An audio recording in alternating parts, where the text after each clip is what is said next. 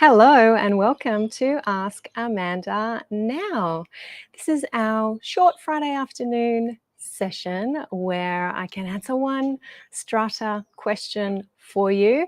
It's great to be here at the end of a busy week.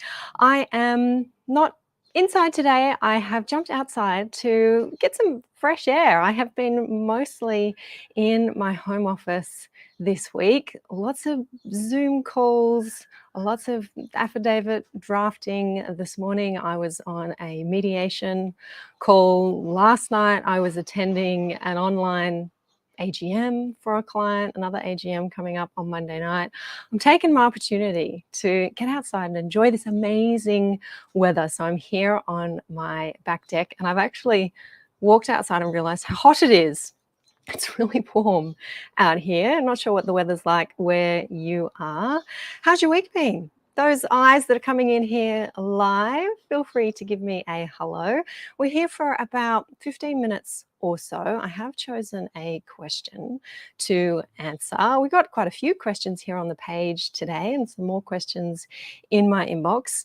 And look, sometimes I do a sneaky wrap up more than one question and call it one question. And I can tell you today is going to be one of those days. We had two questions asked about strata levies, and I'm going to answer both of those here today. So come on in and say hi. Stephanie is here saying hi. How are you, Stephanie? Yes, as you can see on the banner here that Rochelle and Mina have popped up for us, the questions about levies are coming from Peter and Ruth. They're here on the page. I'm going to get stuck into those. Hey, David from Neutral Bay. How you doing? So come on in. Get ready to learn a little bit more about strata levies. Now, I am going to speak to the legislation that is applicable in New South Wales. I have a feeling Peter may not be in New South Wales, but what I'm going to say is important for everyone across all jurisdictions in Australia to understand, because I'm pretty sure the law is the same around our country. So you're not seeing the questions on the screen as you usually do because they're a little bit long, but I'll tell you what they are right now. So Peter has asked this: Amanda, are there any consequences for a lot owner who is withholding quarterly levies when the Council of Owners, so that's a Western Australian term, Council of Owners or Strata Committee, as we would call them in our eastern states, and the strata manager are not responding for maintenance and repair of common property? So Peter specifically said in his comment that there is a failed damp course and there's water ingress and dampness internally in a strata development. And over 4 months, Peter has been suffering with this. So the question is, are there any consequences if a lot owner decides to withhold payment of their quarterly levies when the strata company, the council, as they're known in Western Australia, the strata manager, are not responsive to these repair requests? Now, Peter, I think, is in WA. What I'm going to say is applicable to everybody. Always, always pay your strata levies. Really, really important. A lack of repair and maintenance is not a reason to stop paying levies. In fact, it's really dangerous, really scary if you do make the decision to stop paying your levies in protest or because you're frustrated, you're fed up, you think, I'm paying for this property to be fixed, to be repaired. It's not happening. What am I paying for? I'm just going to stop paying. Why should I contribute when I'm suffering and my problem is not being solved? That is a path that many an owner has attempted to walk in the past, and it hasn't turned out all that happily for them. Why?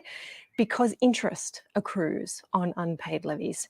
Expenses can accrue where the owners corporation, the body corporate, the strata company is taking steps to pursue those unpaid levies, is engaging in debt recovery processes and instructing the strata manager and the lawyers, instructing lawyers to recover those debts. And at least in New South Wales, I'm not sure if this is the case in WA, but at least in New South Wales, those expenses can be charged on to the owner who hasn't paid their levies and who is subject to the debt recovery process. And if this case was to go to court, if the owner's corporation was to file a statement of claim and to sue the owner who's not paying the levies, it's no excuse before the court or before the tribunal that you stop paying because there was outstanding repair and maintenance. The court's not going to care about that. All they're going to care about is that the levy was validly struck, that it hasn't been paid, that it's been outstanding, and there's going to be an order for you to pay that levy plus interest and potentially plus expenses.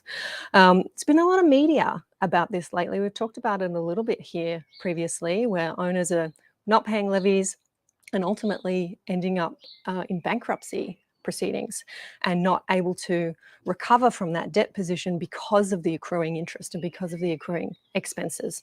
So it's so important that everybody understands that the path to resolving that issue of a lack of repair and maintenance, and I'm completely sympathetic to Peter's position. If you've been suffering with wet and damp for 4 months, that must be awful. But the way to tackle that is a different avenue, and it may be that you need to go to the tribunal in your state and to seek an order of the tribunal that repair, whatever it is that needs to happen, an order that happens and happens promptly. I'm seeing Angela come on in. Hey, Angela, saying, don't do it, Peter. Don't do it. Make sure you keep paying your levies. That's good advice there, Angela. Jojo is here saying hi from Jody, Vez, Morella, and Sarah. Is that Sarah or Sarah? Sarah, hey, lovely to see you. Come on in.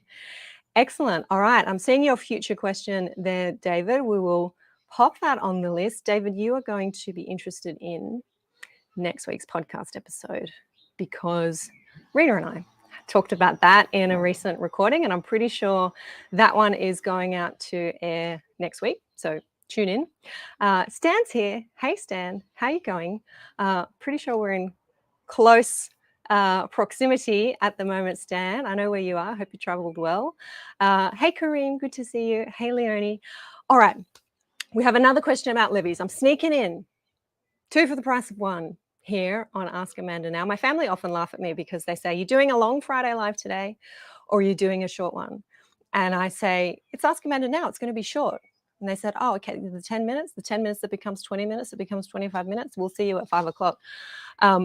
One more question we are sneaking in about levies, and only because it's about levies. It's along the same topic that we're already talking about here. This one has come from Ruth, and Ruth is asking about special levies. Specifically, are there requirements on a strata manager around the recording and reporting to owners corporations of a special levy? And Ruth's given us a bit of background. This is all here, public on the page. Ruth says, we are a New South Wales owners corporation who agreed at our last AGM to a special levy for a capital works project. The strata manager said the levy would be set aside for the project together with an agreed sum already in the capital works fund and would be reported to the owners corporation by a line item in the balance sheet. However, these funds cannot be identified in the balance sheet.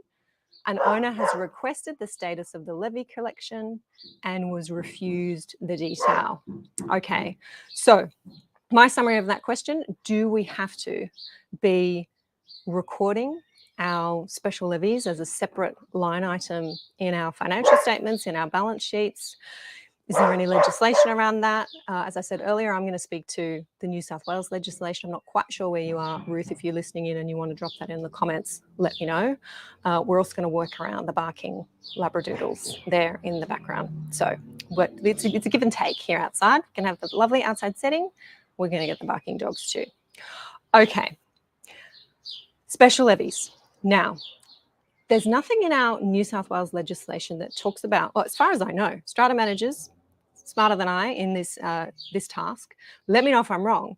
But as far as I know, there's no direct, strict technical requirement to record the income from your special levy or the expenditure from your special levy as a separate line item. But I know that many good strata managers do that. Why? Because when you raise a special levy, and this is in our legislation, you are raising a special levy to meet a particular expense. I'm going to tell you where that is. That's in section 81 of our Strata Schemes Management Act.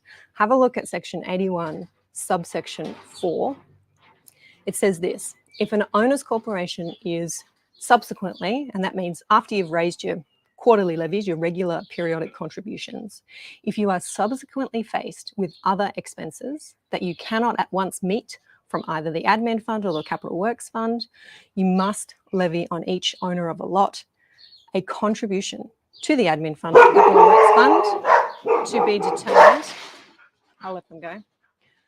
To be determined at a general meeting of the owners corporation in order to meet the expenses.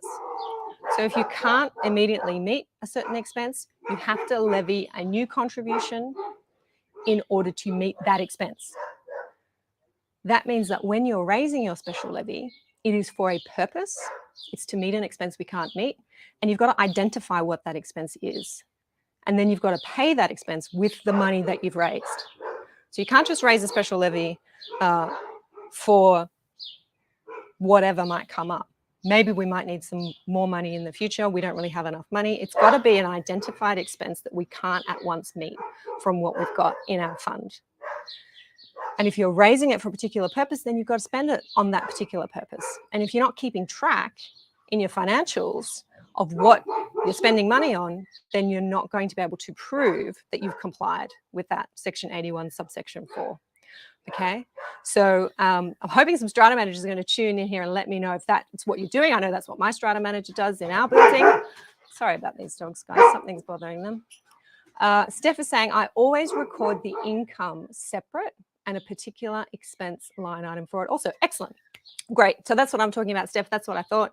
I've seen that in accounts before. And the reason that you're doing that is because of that requirement under 81.4 to raise the special levy for a particular expense or expenses. Could be a range of things that you need to pay, but it really should be identified. And then only spending that money on those expenses.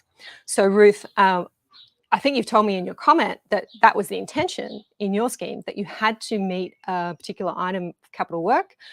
You raised an amount to be able to meet that expense, and you were also going to take an amount that was already in the capital fund to put it towards that expense.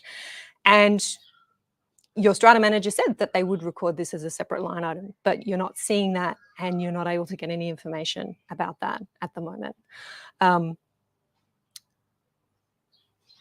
Keep asking the question, perhaps keep asking the question.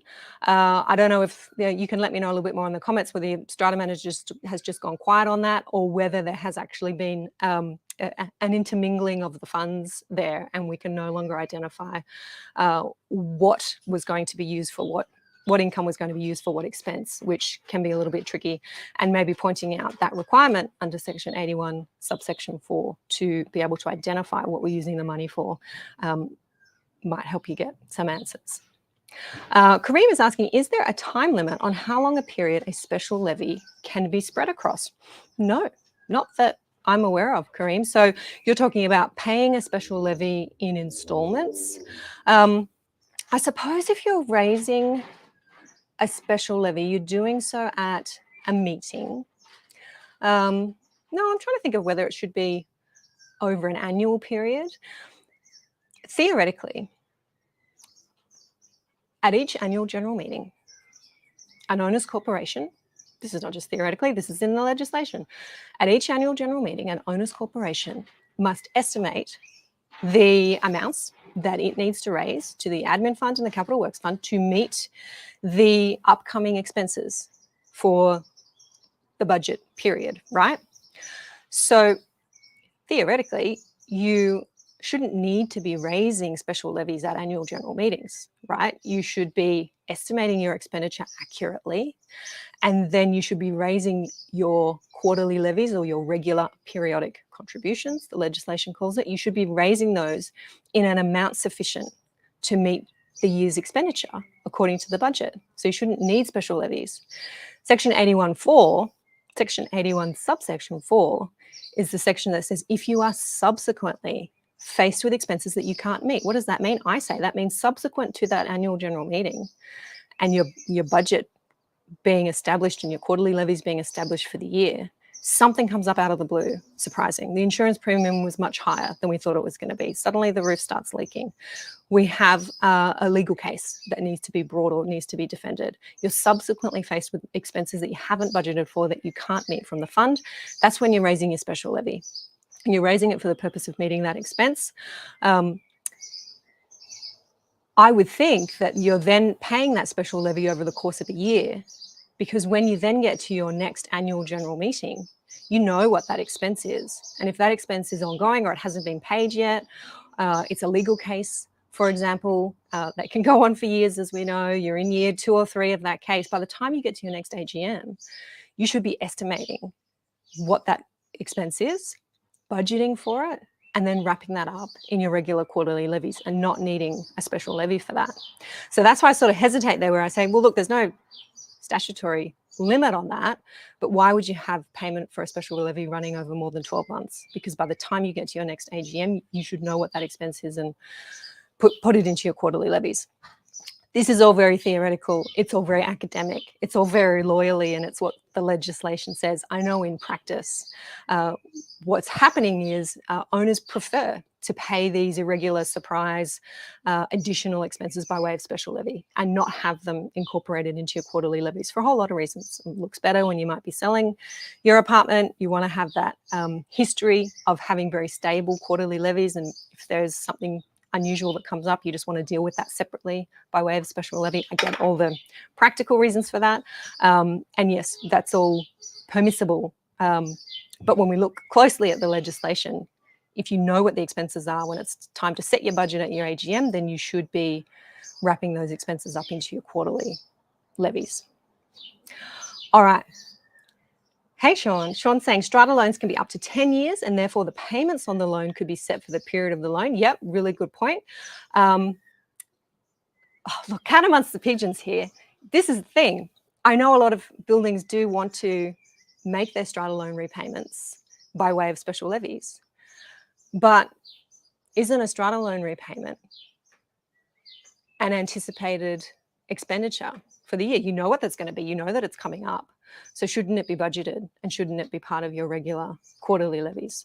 Have a look at section 79, I think it is, in our Strata Schemes Management Act, New South Wales, about estimating what our expenses are going to be and raising levies accordingly.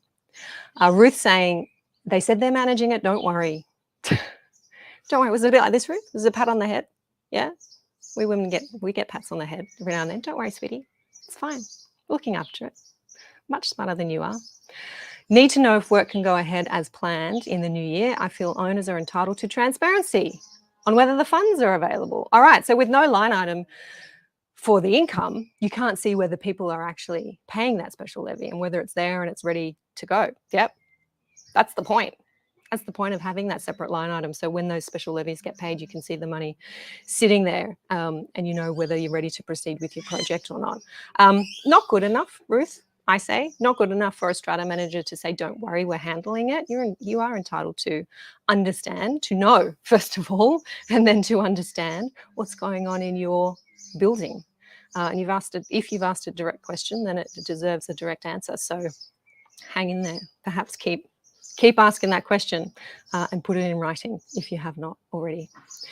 Susan saying, thanks, Amanda, for your advice about withholding levies for non-performance of strata manager and council of owners. Your advice has probably saved me from misadventure. Yes, so Susan, you're Peter. Yes, I can see your name at the end there. Yep. Peter posting under Susan's account. State Administrative Tribunal looks like the next step. Yes, so if you're suffering from failure to repair and maintain the common property there in WA, Peter, your avenue is not to stop paying your levies. Good on you for asking. Good on you for asking and not ending up months and months down the track with interest and expenses accruing. Lawyers from other states will tell me if it's different to New South Wales, but that's certainly the New South Wales position, that there's just no excuse for not paying your levies. You can challenge excessive levies in New South Wales. If you think the levy is too high, you can challenge it as being excessive. That's the path to go if you think the levy's wrong, unnecessary, or even too low. If a levy, there's another word in the section. I'm going off to another question now. Excessive or unreasonable or inappropriate, something like that. If you think the levies are not right, they should be higher or lower, you can seek an order of the tribunal in New South Wales to change that. That's the path to go if you don't think the levies are correct. And Stan likes my, whatever that cheeky comment was that I made. Thank you, Stan. All right, told you, 20 minutes. This is my 10-minute Ask Amanda Now quick session. I am going to leave you to your Strata weekends. Thank you so much for your fabulous questions that you have asked. There were more here on the page. No, I haven't answered them. Sometimes during the week we get more questions on the page. I certainly get lots in my inbox. The place to go if you would like your question answered by me, it's not Amanda Bot, it is actually me, is inside the Your Strata Property online membership community. There we have our members Q&A forum. We have our members in there most days of the week, asking lots of questions, keeping me very, very busy, getting your answers, your questions answered in writing by me. We can dig a little deeper. We can have a bit of a back and forth conversation about what's going on. I can understand a little bit more about your situation. The place to go if you are not yet a member, and I know so many of you here are, is stratamembership.com. Would love to have you there. I'd love to be answering your questions there on the inside. Thanks so much for joining me this afternoon. Go and enjoy your lovely weekends in or out of Strata, and I shall catch you all next time. Bye for now.